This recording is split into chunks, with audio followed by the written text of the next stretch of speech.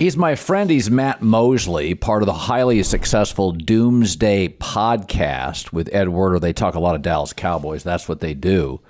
And we haven't had Mosley on for a while. And his relevance and wit are highly in demand. And we feel very lucky today that we have him. So, first of all, I see this Jason Peters move today, the left tackle who was moved about as well as a coffee table with the Bears. And I thought, holy God, this is awful. What do you make of that signing? How's it playing in Dallas? You know, it is desperate times signing, and it's playing as here is a former Arkansas player who Jerry Jones is going to feel comfortable with. But he's 40 years old. I believe we looked up his birthday. He'll be 41. And while in some, things in life, that's a nice young age, certainly not to play left tackle. And so I think it's brought even more attention to already sort of a bad situation. And so I kind of love how they're playing it. In the last 24 hours, since he's gotten here, as of today, it's being played as almost like he's a tutor. We brought in this unbelievable mentor for Tyler Smith, and it'll just be like another coach, and he'll be in Tyler Smith's ear. When the reality of this is he's here because there is a decent chance this could be a disastrous situation for the Cowboys. And that's not even a knock on this player, Tyler Smith. But they wanted him nowhere near left tackle. And that is where he's going to start his NFL career. Wow. I've made this comparison on the air. I don't know if I did it last time with you. I think the Cowboys are turning into the Raiders when Al Davis got old. So Al Davis and Jerry Jones are very similar. They're mavericks, contrarian, street fighters, visionaries. And then you start getting into your 70s and you start believing your press and you're not quite cognitively as quick. And I think Jerry's had multiple missteps in the last several years, things he said he's had to backtrack on. And I thought at the end of Al Davis's reign, he really romanticized. He really lived in the rearview mirror. And I feel very much that way with the way Jerry Jones handles Zeke, as if it's a running back league, as if you want your running back to be the biggest cap hit. And I look at Dallas right now, and I think they're dangerously close to becoming the last 10 years of Al Davis's Raiders. I think what saves them is the division so damn awful. But I thought Philadelphia, Matt, had a really, really good offseason. Size up the Eagles offseason and the Cowboys and where they stand today, in your opinion. Well, I think you saw, Colin, the Eagles needed a safety / corner, and really they needed safety help.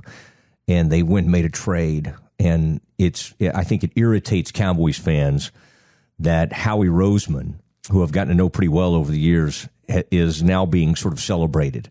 This is the guy that's gotten ahead of things.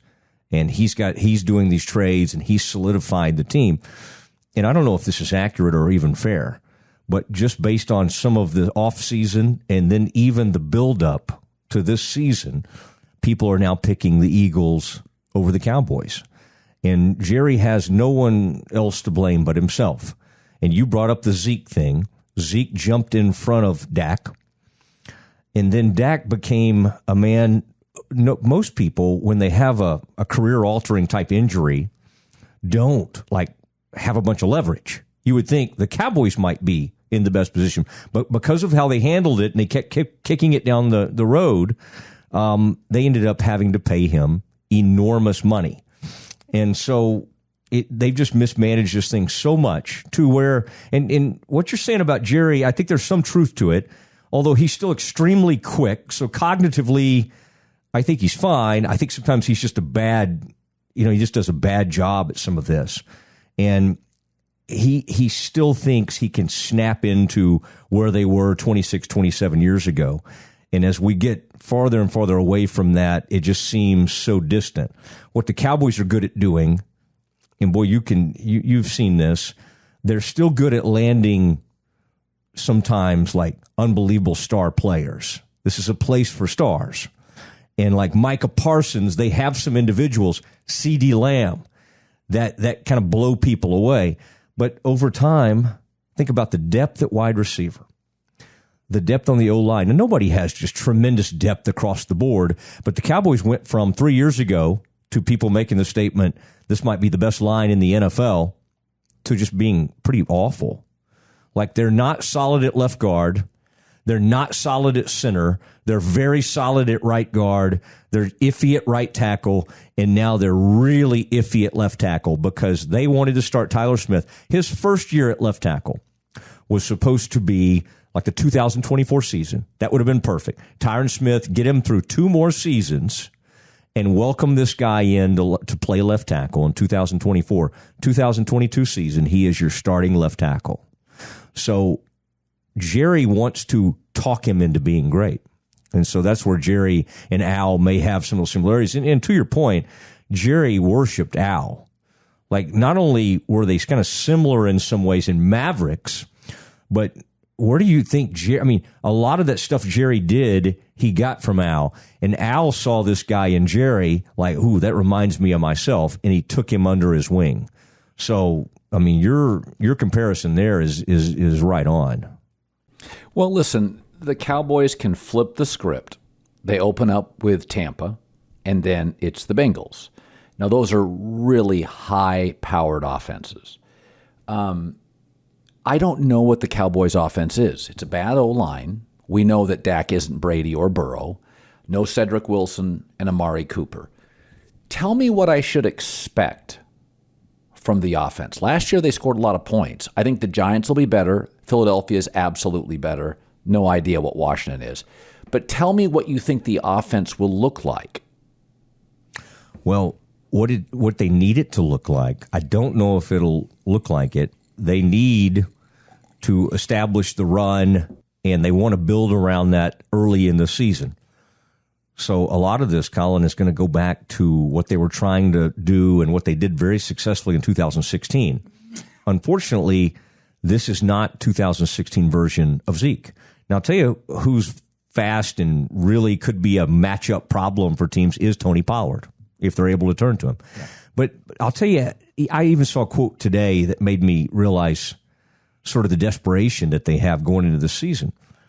Kevontae Turpin, who's emerged as a huge weapon, he had a punt return for a touchdown and a kickoff return in the preseason. And then they said, okay, you don't have to play the last game. You're going to be our return guy. Just in the past few days, they love these little talking points. Hey, Jerry will kind of pass them down. Guys, this is all going to be our new talking point. And the new talking point is that Kevontae Turpin is going to be one of the top receivers. Like, he's literally, and I don't know if that's going to be means he's the third receiver, fourth receiver, but if you think about how little they have as far as dynamic players in the passing game, CeeDee Lamb, their number 2 receiver is going to be Jalen Tolbert, a second-round pick, and they have had to treat Noah Brown like he's some kind of star. They haven't played him in the preseason. I mean, do you brutal. I mean, you probably do know Noah Brown, knowing you. But I'm just saying, he barely has any catches in the pros, and they've had to keep him off the field to save Noah Brown for the season. So now it's to the point where they need Kevontae Turpin, a return specialist who was the MVP of the USFL. They really need him to be dynamic enough to almost be looked at as the second option in the passing game. So best case scenario, they run a Zeke Pollard 1-2 punch at you. That, again, this is not McCarthy's DNA to be a running team. That's right. That's what they think. That's what they're going to try to do, is lean hard on the defense early and run the ball. And this head coach doesn't really do that. No, that's not. McCarthy in Green Bay, they got a running game. The Super Bowl year, they picked up a running game. I think Amon Green was the running back. They got a head of steam late in the year, but they didn't have much of a running game. It was one of the knocks and one of the strengths of Matt LaFleur when they brought him into Green Bay. he will take some of the pressure off Aaron Rodgers. He'll develop a running game, which frankly he has with Aaron Jones. It's the one thing Matt LaFleur has done. There's a lot of arguments that he hasn't really done much. The division's just gotten weaker. He still flames out very quickly in the playoffs. The last 2 years, Green Bay has flamed out at home as a favorite in the playoffs in the fourth quarter. But he has developed a better running game than Mike McCarthy did, and I think people forget that, is that Mike was not known, it's really interesting. So this is one of my knocks on McCarthy. What is he? In Green Bay, he had Favre and Rodgers. So some of that success is just bad division, good quarterbacks. But he didn't develop great running backs. Now Shanahan had. Most of your good offensive coaches have. Shanahan did. Mike Shanahan did. Mike Holmgren did. Sean McVay does. Kyle Shanahan does. Shanahan doesn't really. If I said to you, what's Mike McCarthy's strength? What is his strength? With most great coaches, there's an absolute line, a lead sentence in the column. What is his strength? It's just the passing game. And that's what he knows. And his other strength is what you just mentioned. He inherited great quarterbacks, and he was able to ride that out. And I would say he has the makings of, in the past, a dynamic, he can put together dynamic passing offenses. But what he's remembered for in Green Bay is, how did you not do more with all these weapons that you had? And you had 2 Hall of Fame quarterbacks. How could you not do more? So I think they took a guy at the time that was not dynamic, that had won a Super Bowl, and he was just kind of there. And again, it takes a very unique person to do this with Jerry. You have to be willing to let Jerry be out front.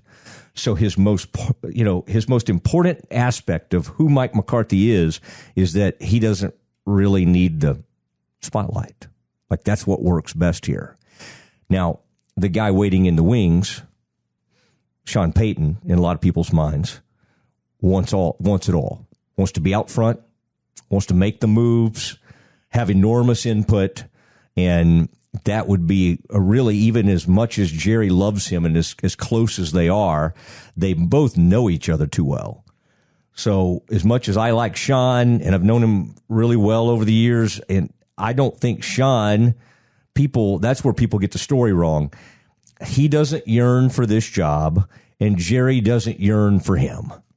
Still, that's never going to get people to stop talking about it, because they were together at one point and they have a really close friendship. The Tampa Bay game could get ugly. So the Cowboys O-line is struggling. One of the strengths of the Buccaneers is their defensive front and their pass rush.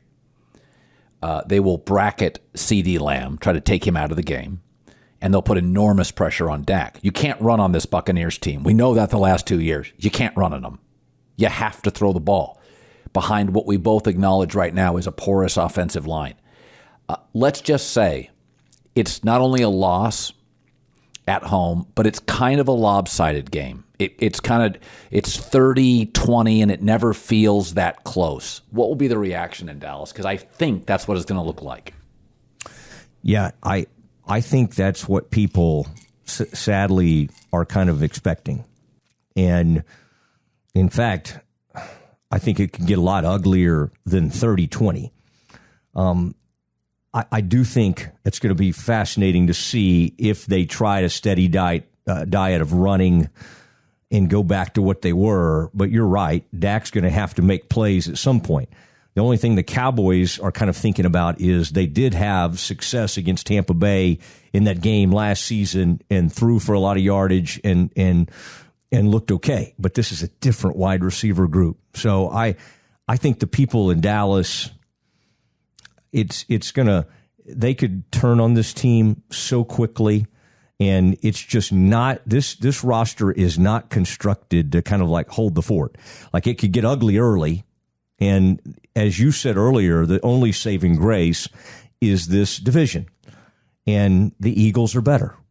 I mean, if we could hand the Cowboys 6 wins, they might be able to find their way to 10 wins and get to 10-7. But I don't think you can do that this year. So it could be ugly unless, think about last year's team.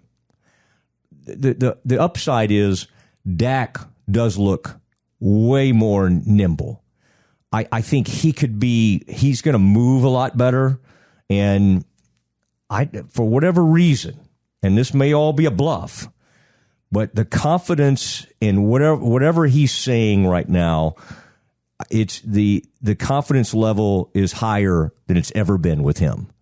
Like, there's something, he said something the other day that kind of resonated. Hey, you guys had never seen me play in an NFL game in 2016. Look what we did. And because everybody was asking him, what about Tyler Smith? What are they going to do at wide receiver? What about these guys? So from a leadership and then also physical standpoint, it's night and day where he is physically right now from where he was at the end of last season. And same for Zeke, by the way. So here's what they could do, is do what they used to do with Emmett. Early in the season, just run him, just to try to survive. 20-25 carries a game. It may not work, but I promise you they're thinking about that right now. Can we feed him early while he's healthy and looking pretty spry?